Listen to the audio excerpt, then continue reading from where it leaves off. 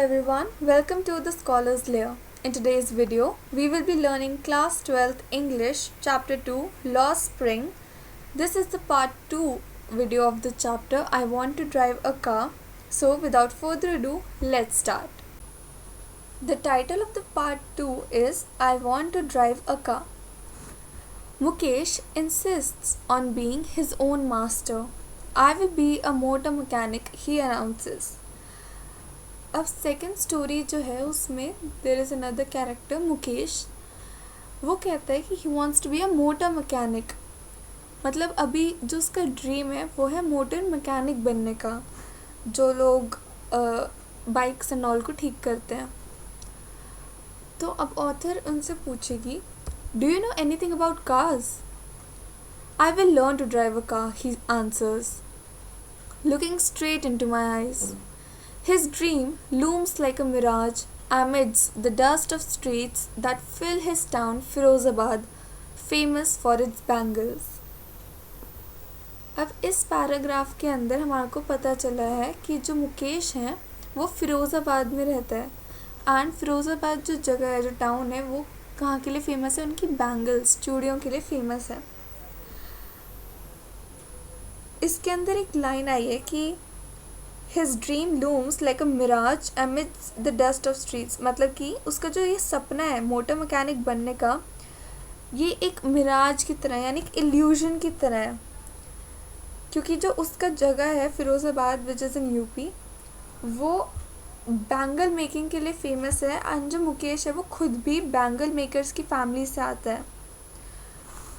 तो उसके पास जैसे नेक्स्ट लाइन में लिखा है कि every other family in Firozabad is engaged in making bangles and so is Mukesh. उसकी भी फैमिली बैंगल मेकिंग के अंदर काम करती है. तो उसके पास भी एक तरीके से कोई चॉइस नहीं है बट वही करने का. बट उसका जो ड्रीम है वो क्या है? मोटर मैकेनिक बनने का. It is the centre of India's glass blowing industry way families have spent generations working around furnaces, welding glass, making bangles for all the women in the land it seems.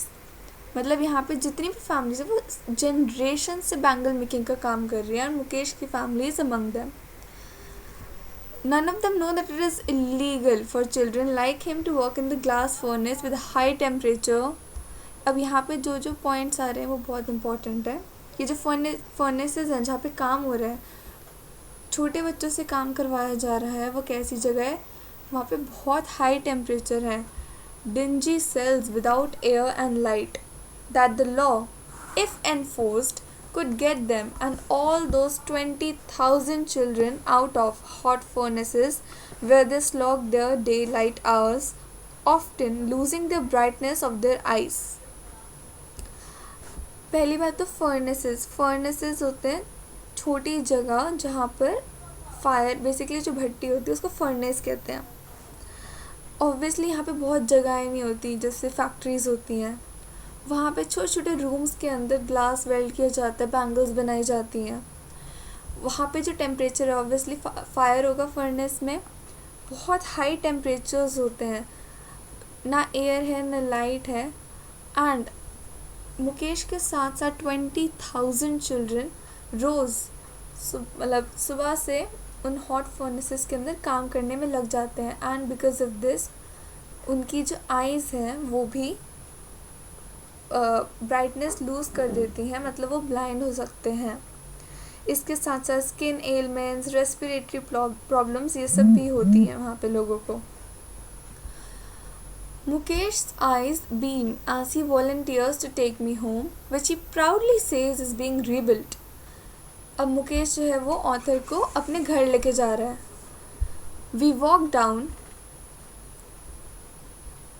walk down stinking lanes choked with garbage, past homes that remain hovels with crumbling walls, wobbly doors, no windows, crowded with families of humans and animals coexisting in a primeval state.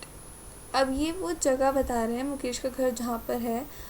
वो जो जगह है उसमें वो लेके जा रहा है मुकेश ऑथर को. तो ये लिविंग कंडीशंस हैं फिरोज़ाबाद की. कैसी चीज़ें हैं?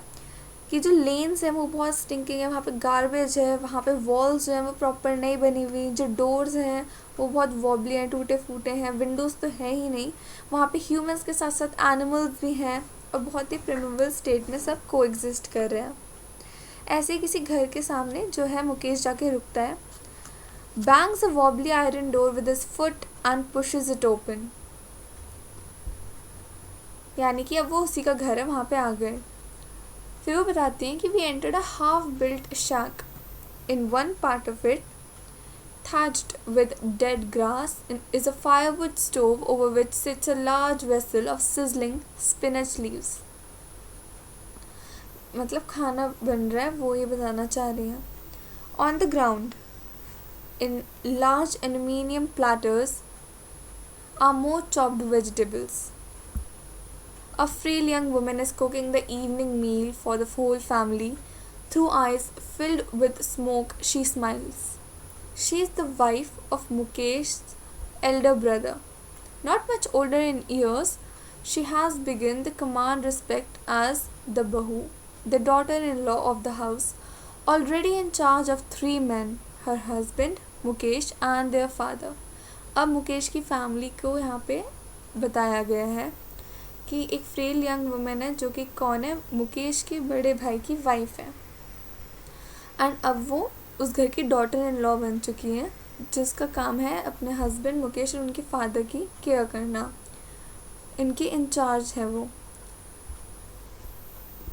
When the older man enters, she gently withdraws behind the broken wall and brings her veil closer to her face। तो ये बता रही हैं कि जैसे कोई एक आदमी आ रहा है, एक ओल्डर मैन एंटर हो रहा है, कोई एल्डर एंटर कर रहा है, वो जेंटली अपने जो फेस है उस पर वेल, जो चुन्नी होती है उससे अपना फेस कवर कर लेती हैं और एक वॉल के पीछे चली जाती हैं। As custom demands, daughter-in-law must veil their faces before male elders. In this case, the elder is an impoverished bangle maker. Despite long years of hard labor, first as a tailor, then a bangle maker, he has failed to renovate a house, send his 2 sons to school। ये किसके बारे में बता रहे हैं? Father के बारे में बता रहे हैं मुकेश के, कि वो जो कैसे हैं, वो भी एक बैंगल मेकर थे। पहले वो टेलर का काम मतलब टेलर का काम कर रहे थे, फिर बैंगल मेकिंग में आए, लेकिन जो मुकेश ने बोला था ना कि रेनोवेट हो रहा है उसका हाउस, वो भी नहीं करवा पाए। वो अपने दोनों बेटों को स्कूल भी नहीं भेज पाए। All he has managed to do is teach them what he knows, the art of making bangles। उन्होंने उनके फादर ने सिर्फ दोनों बेटे को क्या सिखाया? बैंगल मेकिंग करना। It is his karam, his destiny, says Mukesh's grandmother, who has watched her own husband go blind with the dust from polishing the glass of bangles। Family के अंदर एक पर्सन और है, कौन? मुकेश की ग्रैंड मदर। वो क्या कहती हैं? ये तो करम है, इसकी डेस्टिनी है, जबकि उन्होंने खुद अपने हस्बैंड को ब्लाइंड होते देखा है। कैसे? जो डस्ट होता है, जब ग्लास बैंगल्स को पॉलिश करते हैं उससे जो डस्ट निकलता है उससे। फिर ये एक बहुत इम्पॉर्टेंट लाइन है, can a God given lineage ever be broken, she implies. यानी कि जो ये काम कर रहे हैं बैंगल मेकिंग का, ये तो गॉड ने डिसाइड किया हुआ है, तो ये चीज़ आप तोड़ थोड़ी सकते हो। जनरेशन बाय जनरेशन जब कर रहे हैं सब काम, तो मुकेश का कोई सपना कैसे पूरा हो सकता है कुछ और करने का? वो ऐसा कहती हैं। Born in the caste of bangle makers, they have seen nothing but bangles in the house, in the yard, in every other house, every other yard, every street in Firozabad। हर जगह तो उन्होंने सिर्फ बैंगल्स ही देखी हैं। Spirals of bangles, sunny gold, paddy green, royal blue, pink, purple, every color born out of the 7 colors of the rainbow, lie in mounds in unkept yards, are piled on 4-wheeled handcrafts, pushed by young men along the narrow lanes of shanty town। फिर से बता रहे हैं bangles और फिरोजाबाद के बारे में। And in dark hutments, next to lines of flames of flickering oil lamps, sit boys and girls with their fathers and mothers, welding pieces of colored glass into circles of bangles। Flickering oil lamp से आपको ये भी पता चलता है कि फ़िरोज़ाबाद में electricity भी नहीं है। बिना इलेक्ट्रिसिटी के बस पूरी फैमिली बैंगल्स बनाती रहती है। Their eyes are more adjusted to the dark than to the light outside. That is why they often end up losing their eyesight before they become adults. वो क्या कह रहे हैं, क्योंकि इलेक्ट्रिसिटी भी नहीं है, उनकी जो आइज़ हैं वो तो डार्क से ज़्यादा एडजस्ट हो रखी हैं। इसी वजह से एडल्ट बनने से पहले ही ज़्यादातर बच्चे जो हैं वो अपनी आईसाइट को लूज़ कर बैठते हैं। Savita, a young girl in a dark pink dress, sits alongside an elderly woman, soldering pieces of glass. Soldering यानी शेप दे रही है, वो ग्लास को बैंगल्स का शेप दे रही है। As her hands move mechanically like the tongs of a machine. ये जो लाइन है यहाँ पे पोएटिक डिवाइस यूज़ हो रखा है, like hands move mechanically like the tongs of a machine. ये कौन सा पोएटिक डिवाइस है? सिमिली है ये। I wonder if she knows the sanctity of the bangles she had make. It symbolizes an Indian woman's suhag, auspiciousness in marriage. It will dawn on her suddenly one day when her head is draped with a red veil, her hands dyed red with henna, and red bangles rolled onto her wrists. She will then become a bride, like the old woman beside her who became one many years ago. She still has bangles on her wrist but no light in her eyes. एक वक्त सिर भर खाना भी नहीं खाया, she says in a voice drained of joy. यहाँ पर जो सविता है उसके बारे में बता रहे हैं कि वो भी क्या कर रही है, उसके जो हाथ हैं वो मशीन की तरह बस चले जा रहे हैं और वो ग्लास को शेप दे रही है बैंगल्स का। तो कहते हैं कि उसको तो ये भी नहीं पता कि ये जो बैंगल्स वो बना रही हैं वो क्या सिंबलाइज करती हैं मैरिज के अंदर ऑस्पिशियसनेस को। एक दिन वो सविता जो है खुद भी एक ब्राइड बन जाएगी, जैसे जो साथ में उसकी एक ओल्ड वुमेन बैठी हैं वो बहुत सालों पहले बन गई थी। उनके हाथ में बैंगल्स तो हैं लेकिन उनकी आंखों में कोई लाइट नहीं है। जैसे ये लाइन कहती है कि उन्होंने खाना भी नहीं खाया, एंड उनकी जो वॉइस है it is drained of joy. She has not enjoyed even one full meal in her entire lifetime. That's what she has reaped. Her husband, an old man with a flowing beard, says, I know nothing except bangles. All I have done is make a house for the family to live in.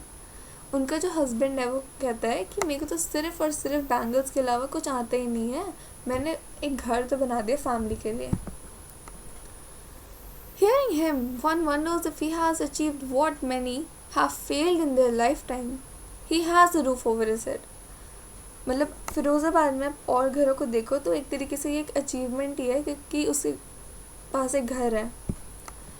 The cry of not having money to do anything except carry on the business of making bangles, not even enough to eat, rings in every home. The young men echo the lament of their elders. Little has moved with time, it seems, in Firozabad. Years of mind-numbing toil have killed all initiative and the ability to dream. इसमें कह रहे हैं कि जो फ़िरोज़ाबाद है वहाँ पे जो यंग मैन हैं वो क्या कहते हैं, वो कंप्लेन करते हैं अपने एल्डर्स के बारे में क्योंकि उन्होंने तो सिर्फ उन्हें बैंगल मेकिंग ही सिखाई और समय के साथ साथ कुछ चेंज हुआ ही नहीं है फ़िरोज़ाबाद के अंदर। एक माइंड नंबिंग टॉयल यानी सब लोग बस काम ही करते रहते हैं, उससे कोई भी इनिशिएटिव, कोई सपना ही नहीं देखता किसी दूसरी डायरेक्शन में बैंगल मेकिंग को छोड़ के कहीं और जाने का। Why not organize yourselves into a cooperative? Cooperative होता है कि ग्रुप ऑफ पीपल अगर आ जाए साथ में तो वो बैंक के पास जा सकते हैं और लोन ले सकते हैं, उससे वो रिसोर्सेज पूल कर सकते हैं, कुछ खुद से शुरू कर सकते हैं।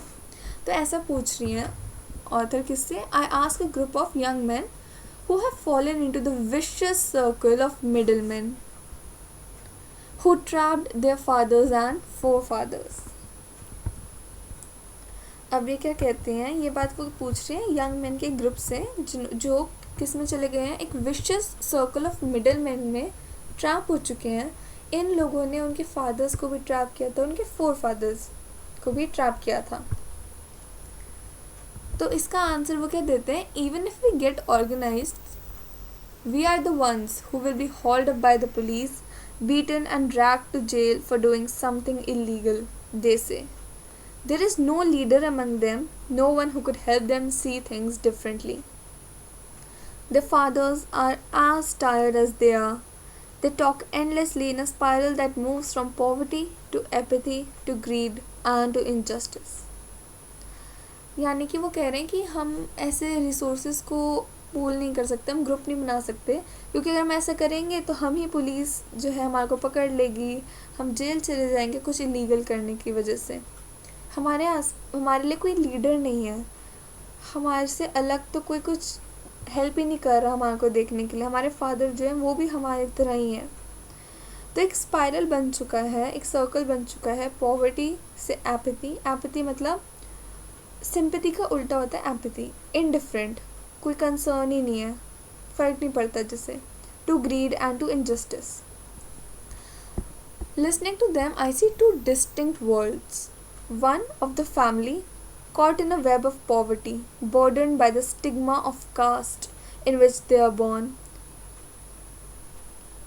अब जो ऑथर है वो कहते हैं कि मैंने दो डिस्टिंक्ट वर्ल्ड्स देखे। पहला फैमिली जो है यहाँ की, वो एक पॉवर्टी के जाल में जो है फंस चुकी हैं, और उनके साथ एक स्टिग्मा यानी एक नेगेटिव टर्म अटैच जो रखा है कास्ट से, कि वो जस्ट कास्ट में पैदा हुए बैंगल मेकिंग के अगर काम कर रहे हैं तो वो वही करते रहेंगे।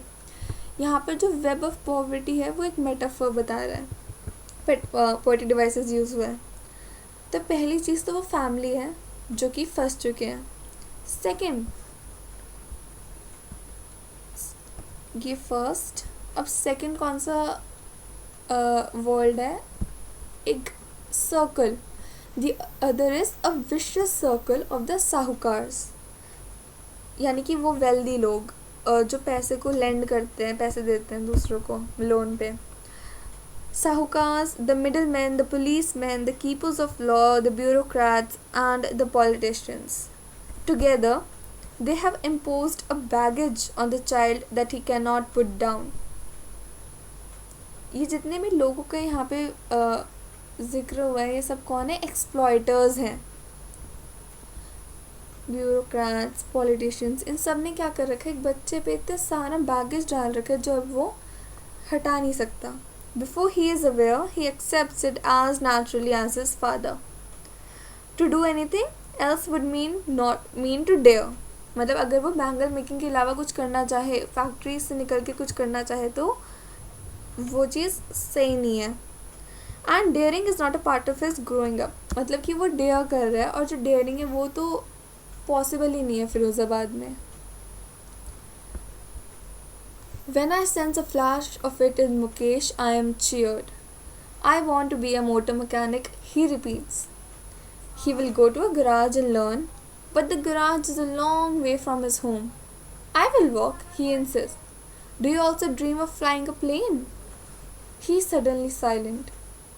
No, he says, staring at the ground. In his small murmur, there is an embarrassment that has not yet turned to regret. He is content to dream of cars that he sees hurtling down the streets of his town. Few airplanes fly over Firozabad. अब दोबारा starting के अंदर जो बात की थी कि मुकेश कहता है कि मेरे को एक मोटर मैकेनिक बनना है, मुझे कार्स बाइक्स ठीक करनी है, तो उसके लिए वो कहते हैं मैं तो एक गराज में जाऊंगा और सीख लूँगा, लेकिन गराज तो उसके घर से इतना दूर है, तो फिर वो कहते हैं मैं चल के चला जाऊँगा, आई विल वॉक। फिर उससे पूछती हैं ऑथर क्या तुम एक प्लेन भी फ्लाई करना चाहोगे, तो एकदम से वो शांत होता है, वो कहते हैं नहीं।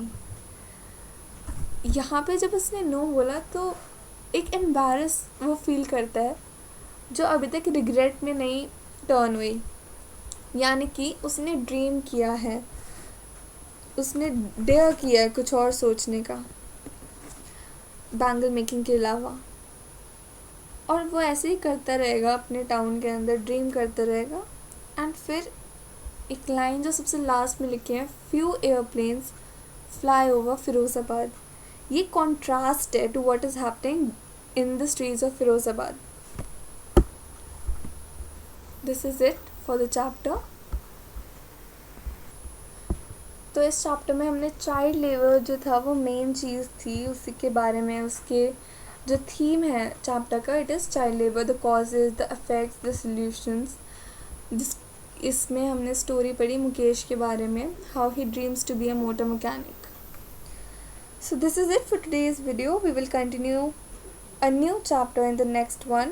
For more such videos, please subscribe, like and press the bell icon. Do comment down your doubts. Thanks for watching. If you found the video useful, please give it a like, share and subscribe.